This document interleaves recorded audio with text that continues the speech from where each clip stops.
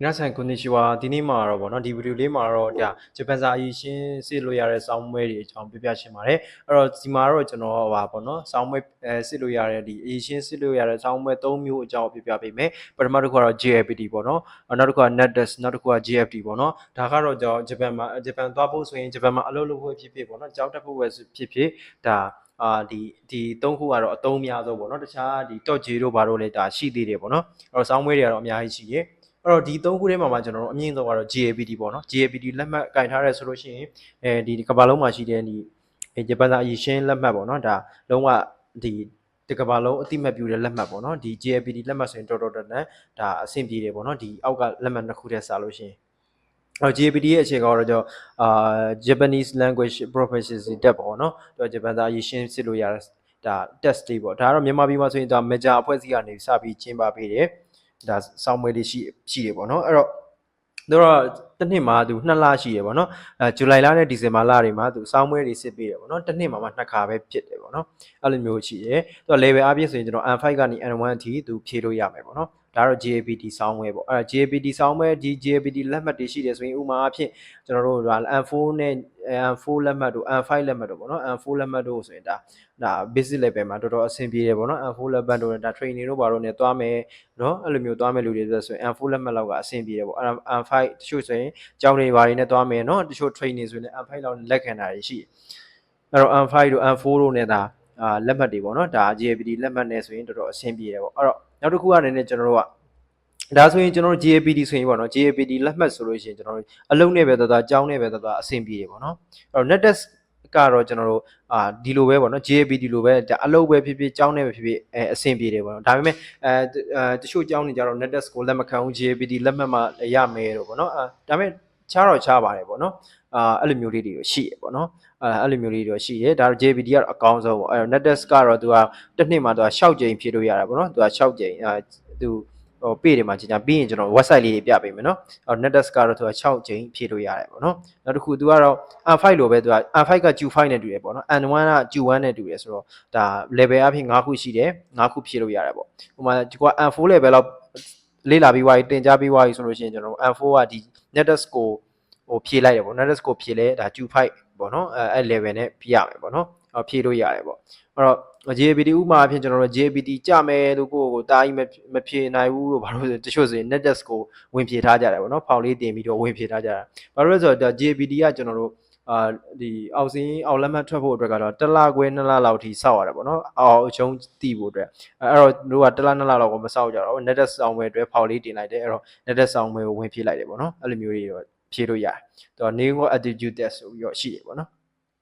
်နော်ဒီကတော့ NetDesk စောင့်မွေတွေဖြစ်တယ်သူအလုံးနဲ့ပဲသွားကြောင်းနဲ့ပဲသွားဒီလက်မှတ်လေးနဲ့အဆင်ပြေတယ်ပေါ့နော်နောက်တစ်ခုက GFT ပေါ့ GFT ကတော့ကျွန်တော် true star မှတ်ရမှာတော့ကြောင်းနဲ့သွားမဲ့လူတွေအတွက်အဆင်မပြေဘူးပေါ့ဥပမာဘလို့အလုပ်တွေနဲ့သွားမဲ့လူတွေအတွက်ပဲအဆင်ပြေတယ်ပေါ့ဆိုအလုပ်တွေထဲမှာဆိုကျွန်တော် Tokuday တို့ရှိမယ် training တို့ရှိမယ်ပေါ့နော်ချို့ဒီ work visa တော့မပြောတော့ပါဘူးဒီ Tokuday တို့ training visa ပေါ့နော်ဒီလို visa မျိုးတွေနဲ့ကျွန်တော်သွားမယ်ဆိုရင် GFT ပေါ့ဒါကတော့အလုပ်ငန်းခွင်ပေါ့နော်ကြောက်တတ်ဖို့မဟုတ်ဘူးလုပ်ငန်းခွင်ပဲဝင်မဲ့သူတွေတက်ကဒီ GFT လက်မှတ်လေးဖြည့်လို့ရတယ် JFT ကကြောကျွန်တော် N4 level လောက်ရှိတယ်ဆိုလို့ရှိရင်ဖြည့်လို့ရတယ်ပေါ့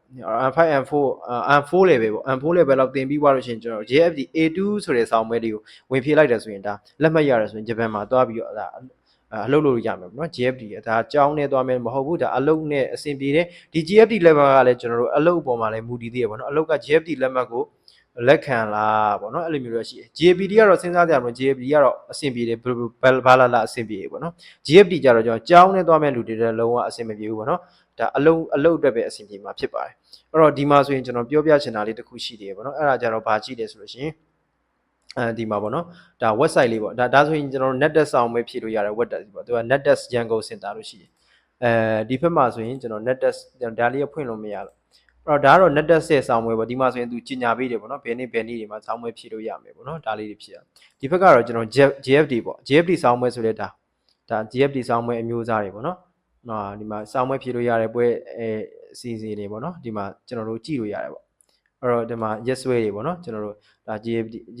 ဖြည့်လို့ရတဲ့ဆောင်းပွဲတွေဒါတွေကျွန်တော်တို့ကြည့်လို့ရမယ်ပေါ့နော်အဲ့တော့ GFT website ထဲမှာဝင်ပြီးတော့ကြည့်လို့ရတယ်ဒီနေရာလေးမှာတွားပြီးကျွန်တော်တို့ကအင်္ဂလိပ်စာလေးဖြစ်နေဒီမှာဗမာစာဆိုတဲ့ဟာလေးပြောင်းလိုက်ရင်ဒါမြန်မာလိုလည်းကျွန်တော်တို့ဖတ်လို့ရတယ်ပေါ့နော်အဲ့တော့ GFT website လေးဖြစ်တယ်ပေါ့ အဲ့တော့ဒီမှာကျွန်တော်ပြောချင်တာကဒါကတော့ဂျပန်စာအရေးရှင်းစစ်လို့ရတဲ့စောင်းမဲ3ခုပေါ့တော့တော်တော်များများအသုံးဝင်တဲ့ဒီ3ခုလောက်နဲ့ဆိုရင်တော်တော်3ခုတည်းကတစ်ခုခုပေါ့နော်ကိုသွားမင်းဟာနဲ့အဆင်ပြေတယ်ပေါ့တခြားဒီအရေးရှင်းစစ်လို့ရတဲ့ကြောင့် .j တို့ပါတော့ပေါ့နော် .jtest တို့အများကြီးရှိပါသေးတယ်ပေါ့နော်ဒါကတော့ဒါမြန်မာပြည်မှာတော်တော်များများအသုံးများတယ်ပေါ့နော်ဒါစောင်းမွဲလေးတွေဖြစ်တယ် or JFT ရှိမယ် NetTest ရှိမယ် JFT ရှိမယ်ပေါ့နော်ဒါတော့ဂျပန်စာအရေးရှင်းစစ်ကိုကတော့ F5 ပြီးသွားတယ်ဆိုရင် F5 အတွက်ကျွန်တော်တို့ကဒါစောင်းမဲဖြည့်ဖို့အတွက်ဖောက်တင်ရတယ်ပေါ့နော်အဲ့တော့ကျွန်တော် GAPT မှာချွင်းချက်အနေနဲ့ပြောချင်တာက GAPT ကြတော့ကျွန်တော်တို့ကဥမာအဖြစ်ကျွန်တော်တို့ဟို9လပိုင်းမှာဖြည့်မယ်ဆိုလို့ရှိရင်ကျွန်တော်တို့ကဒီ3လပိုင်း4လပိုင်းလောက်မှာသူတို့ကMaja ဆိုတဲ့ဒီ Facebook page ကနေပြီးတော့ဗောနော်မြန်မာနိုင်ငံ MAJA Maja ဗောနော် Maja ကနေပြီးတော့ကျွန်တော်တို့ကြီးညာပေးတယ်ဗောအဲ့လိုမျိုးတွေကြိုပြီးတော့ကြီးညာကြိုပြီးတော့ကျွန်တော်ဖောက်တင်ရတယ်ဗောနော်3လ4လလောက်ကနေကြိုတင်ရဟဲ့ကျွန်တော်9လပိုင်းမှာဖြည့်ရမှာအဲ့တော့12လပိုင်းမှာဖြည့်မဲ့သူတွေကြတော့လေကျွန်တော်တို့ဘယ်အချိန်မှာတင်ရလဲဆိုရင်ကျွန်တော်10လပိုင်း9လပိုင်းလောက်မှာသူတို့စကောက်တယ်ဗောနော်12လပိုင်းအတွက်အဲ့ဒါတော့သူကတော့ကြိုတင်ရတယ် NetTest ကရောကျွန်တော်တို့1လ2လလောက်ကြိုတင်လိုက်ရင်သူကအဆင်ပြေတယ်ဗောနော်JFT လည်းအဲ့လိုပဲကိုအဆင်ပြေတယ်သူတို့ date ထွက်တဲ့လိုက်ဟာတယ်မှာဗောနော်လိုက်ပြီးရွေးပြီးတော့ဒါတင်လိုက်လို့ရတယ်ဗောနော် JFT ကတော့ကျွန်တော်တို့ကဒီ paper မှာသွားပြီးဖြည့်ရတယ်ဗောနော်ဟိုအဝိုင်းလေးတွေဝိုင်းရတယ်ဗောနော် NetTest တို့ဒီ JFT ကကြတော့ကျွန်တော်တို့ကဒီကွန်ပျူတာနဲ့ဖြည့်ရတယ်ဗောနော်တခါတည်းအမှတ်စင်းကိုသိနိုင်တယ်ဗောနော်အဲ့တော့ဒါကတော့ဒါ JPT ကိုsorry ဒါဂျပန်စာအရေးရှင်းစစ်လို့ရတဲ့စောင်းမဲ့3ခုဗောနော်ဒီဗီဒီယိုလေးကတော့ဒီလောက်ပဲဗောနော်အဲ့တော့နောက်ထပ်ဒီ JPT အကြောင်းတွေဒီ NetTest အကြောင်းတွေ JFT အကြောင်းတွေလည်းကျွန်တော်အခါခွင့်သိရင်ကျွန်တော်ထပ်ပြီးတော့ဒါအသေးစိတ်လေးတွေပြန်တင်ပေးပါမယ်ဗောနော်အဲ့တော့ဒီဗီဒီယိုလေးကတော့ဒီလောက်ပါပဲခင်ဗျ